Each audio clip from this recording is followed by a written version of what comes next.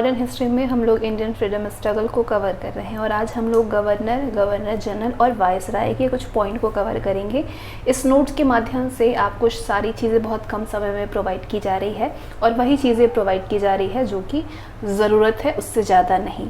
और point wise इसलिए दिया जा रहा है ताकि आप उसको बहुत आसानी से कर पाएँ, रिवाइज़ कर पाएँ, आप रिकॉल कर पाएँ सारी चीज़ों को।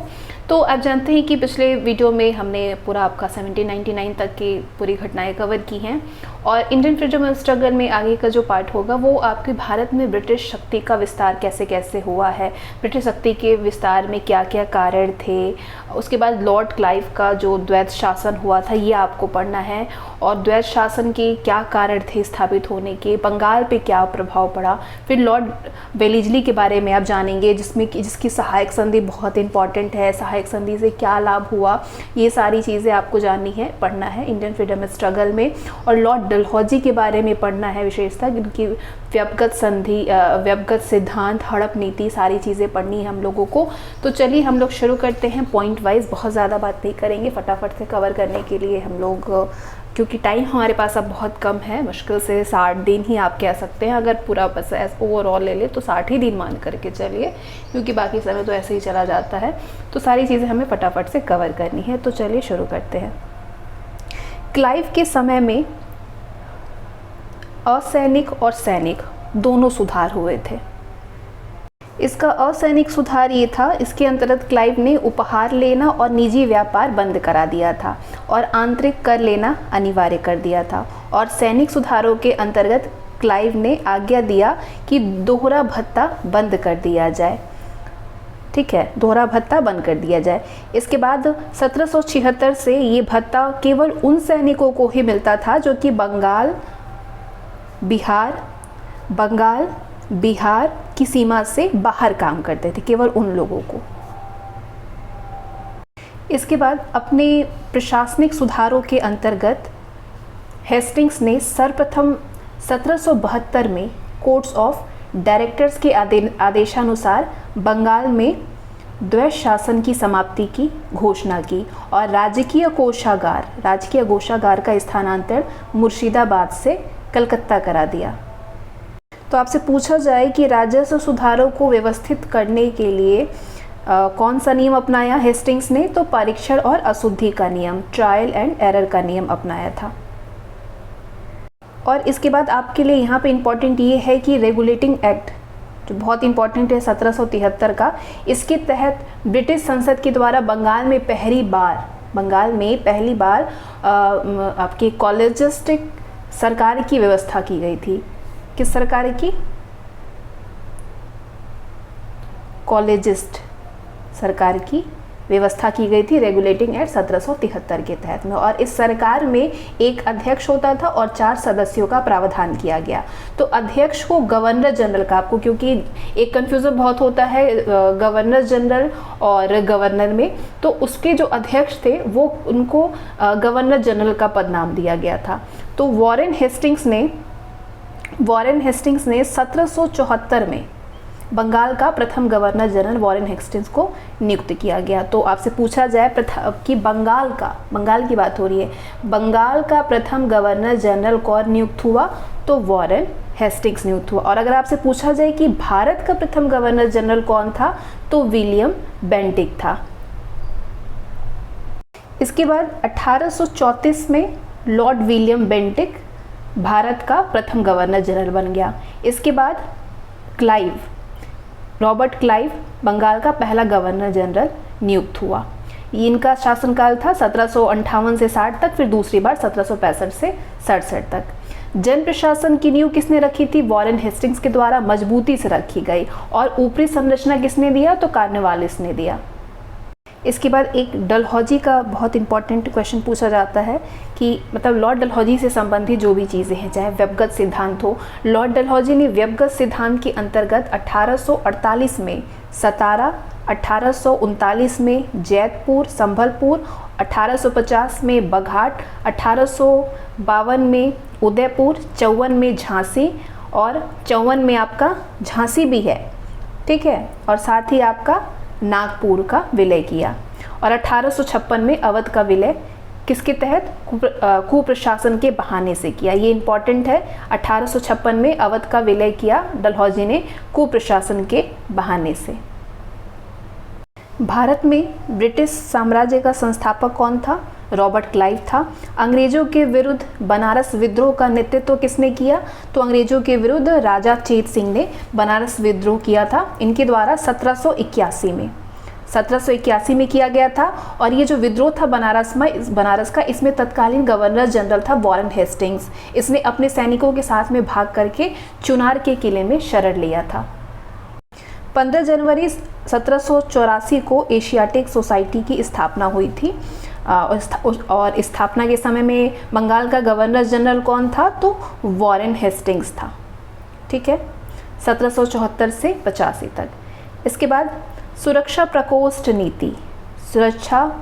नीति थी। ये इसको घेरे की नीति भी कहते थे। इसको वॉरेन हेस्टिंग्स और वेलेस्ली थे इस नीति से संबंधित, सुरक्षा प्रकोष्ठ से या फिर घेरे की नीति से हेस्टिंग्स और वेलेस्ली संबंधित थे। अगर ऑप्शन में दोनों हो तो दोनों ही होगा, अगर आपसे क्रम पूछे, लेकिन अगर सिर्फ एक दिया हो तो हेस्टिंग्स होगा। और हेस्टिंग्स ही ऐसा था जिसपे महाभियोग चलाया गया था। इससे संबंधित एक और चीज़ है कि बंगाल में द्वैध शासन प्रणाली यानी डुअल गवर्नमेंट को शुरुआत किया था इसने, जिसको कि समाप्त किया क्लाइव ने। वेलोर का विद्रोह किसके समय में हुआ था? जॉर्ज बार्लो के समय में हुआ था वेलोर का विद्रोह।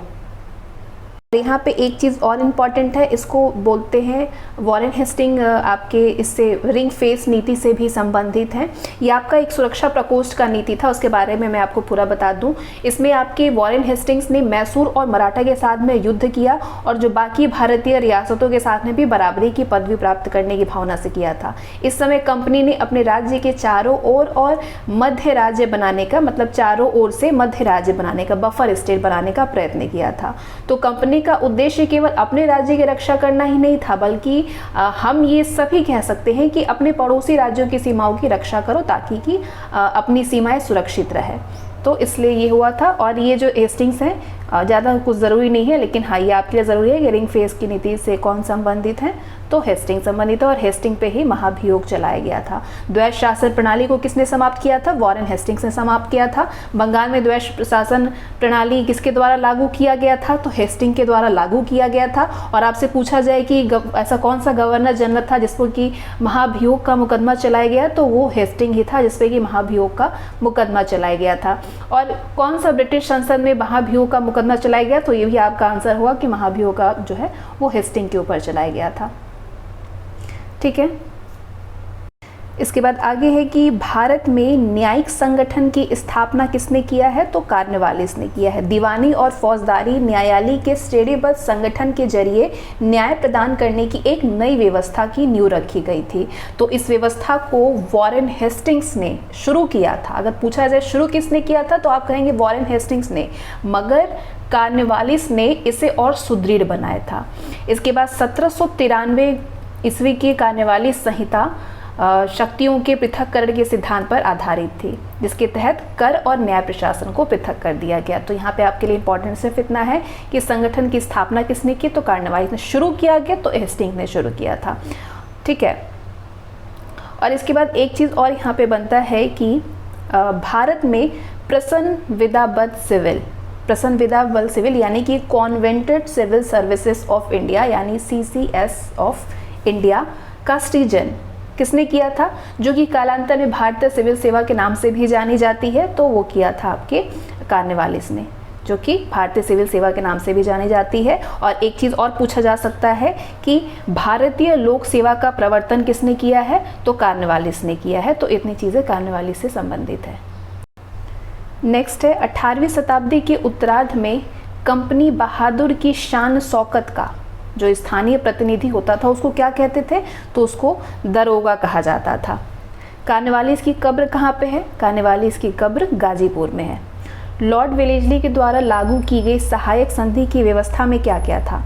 तो इस व्यवस्था में आपके दूसरों के खर्च पर एक बड़ी सेना बनाए रखना, इसके व्यवस्था में था भारत में नेपोलियन के खतरे में सुरक्षित रखना, भारत को नेपोलियन के खतरे से सुरक्षित रखना, भारतीय रियासतों के ऊपर ब्रिटिश सर्वोच्चता स्थापित करना। ये आपके स्टेटमेंट वाले प्रश्न ऐसे बन सकते हैं यहाँ से। तो ये था, ये सिस्टम था उसके लॉर्ड वेलेस्ली की सहायक संधि में। यहीं से एक प्रश्न बन जाता है कि लॉर्ड वेलेस्ली की सहायक संधि को स्वीकार करने वाला कौन पहला मराठा सरदार था? तो पेशवा बाजीराव द्वितीय था। ठीक है, और यहाँ से ये भी बन जाएगा कि बसीन की संधि कब हुई थी? 1802 में हुई थी। तो ये जो संधि हुई थी इस पे हस्ताक्षर किसके किसके बीच हुआ था? तो अंग्रेजों और बाजीराव द्वितीय के बीच में हुआ था। और सहायक संधि को स्वीकार करने वाला पहला शासक कौन था? तो आप कहेंगे पेशवा बाजीराव द्वितीय था। सहायक संधि को किसके काल में क्रियान्वित किया गया? तो लॉर्ड वेलेस्ली के काल में। किसके काल में किया गया था? लॉर्ड वेलेस्ली के, ध्यान रखिएगा। और सहायक संधि को स्वीकार करने वाला प्रथम भारतीय देशी शासक अगर पूछा, अभी तक तो मराठा बात कर रहा था आपसे, लेकिन अब आपसे पूछा जाए कि सहायक संधि को कौन सा भारतीय जिसने स्वीकार किया था, वो है आपका हैदराबाद के निजाम ने। ठीक है, हैदराबाद के निज़ाम ने किया था। और सहायक संधि करने का क्रम क्या क्या है, मतलब किसके किसके बीच में किया गया था? यानी कि लॉर्ड वेलेस्ली के साथ में सहायक संधि किसके किसके द्वारा की गई थी? तो ये क्रम अगर आपसे बोले तो क्रम ये बनेगा, सबसे पहले हैदराबाद के निजाम ने, फिर मैसूर के साथ में वो किया, फिर अवध के साथ में, उसके बाद सिंधिया के साथ में। आंग्ल नेपाल युद्ध से कौन संबंधित था? तो लॉर्ड हेस्टिंग संबंधित है आंग्ल नेपाल युद्ध से भी, और तृतीय आंग्ल मराठा युद्ध से भी संबंधित है। मैसूर राज्य के प्रशासन को ले लिया था हेस्टिंग्स ने। कुशासन के आधार पर ऐसा कौन सा गवर्नर जनरल था जिसने कि मैसूर राज्य के प्रशासन को ले लिया था? तो वो था विलियम बेंटिक। यहाँ से ये दो संधि भी आपको याद रखना है कि सुगौली की संधि हुई थी 1815 में और आंग्ल नेपाल संधि हुई थी 1814 से 16 में।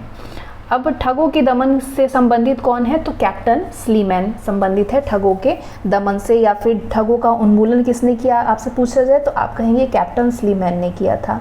विलियम बेंटिक के सामाजिक सुधार में क्या क्या था, कौन कौन से सामाजिक सुधार से वो संबंधित है जिसको शुरू किया था विलियम बेंटिक ने? तो सती प्रथा का उन्मूलन हुआ था 1829 में हुआ था। आरंभ किसने किया था ये इस आंदोलन का, इस सामाजिक सुधार का? तो विलियम बेंटिक ने किया था। दास प्रथा का उन्मूलन किया। ठगों के संगठित गिरोहों का दमन किसने किया? तो विलियम बेंटिक। ये तीनों इसके सुधार से संबंधित है। हिल असेंबली प्लान क्लीवलैंड के द्वारा आदिवासी उन्नति के लिए किया गया था। हिल असेंबली प्लान किसके द्वारा किया गया था? तो क्लीवलैंड के द्वारा किया गया था आदिवासी उन्नति के लिए। 1779 की घोषणा के द्वारा बंगाल से दासों का निर्यात बंद कर दिया गया। बघात रियासत का ब्रिटिश में विलय कब हुआ था? तो 1850 में हुआ था।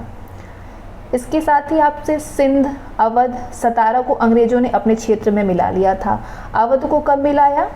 1856 में मिलाया व्यवगत सिद्धांत के अंतर्गत। और उसके बाद आपके विलय सिद्धांत या व्यवगत सिद्धांत के तहत राज्यों का विलय किस क्रम में हुआ आपसे पूछा जाए तो सबसे पहले सतारा का विलय हुआ, फिर बघात का हुआ, उसके बाद उदयपुर का, फिर झांसी का हुआ। विलय की नीति किससे संबंधित है? तो डलहौजी से संबंधित है। यदि आपसे पूछा जाए कि डलहौजी का वास्तविक नाम क्या है तो वास्तविक नाम है James Andrews Ramsay. James Andrews Ramsay Lord Dalhousie का वास्तविक नाम है। विलियम बेंटिक से काफ़ी सारे प्रश्न बन जाते हैं, जैसे कि आपसे सती प्रथा का पाबंदी किसने लगाई? तो विलियम बेंटिक ने लगाया। सती प्रथा को गैर कानूनी किसने घोषित किया? तो बेंटिक ने किया। किसके द्वारा और किस काल में किया? तो बेंटिक के द्वारा 1829 में सती प्रथा का अंत हुआ था। ठीक है, तो यहाँ से बहुत सारे प्रश्न बन जाते हैं। इसके बाद डलहौजी एक इम्पॉर्टेंट रोल है, क्योंकि डलहौजी की अभी हमें व्यवगत नीति और ये सारी चीज़ें अभी हमें जाननी है। डलहौजी से संबंधित हड़प नीति जिसको व्यवगत सिद्धांत भी कहा जाता है, इसके बाद किस तरीके से क्या क्या हुआ था वो सारी चीज़ जानेंगे। फिर ब्रिटिश नीति का देशी रियासतों के प्रति क्या था चीज़ें, वो सारी चीज़ें हम जानेंगे। मतलब कि हम पूरा 1813 से 58, 1858 से 35 और इसी तरीके से 35 से 47 तक सारी चीज़ें हम कवर करेंगे। आज के लिए बस इतना ही, क्योंकि ये पार्ट थोड़ा सा बड़ा था तो इसलिए मैंने आधे आधे पार्ट में इसको विभाजित करके बनाया हुआ है सेशन। तो अगले में आपको बाकी चीज़ें मिलेगा।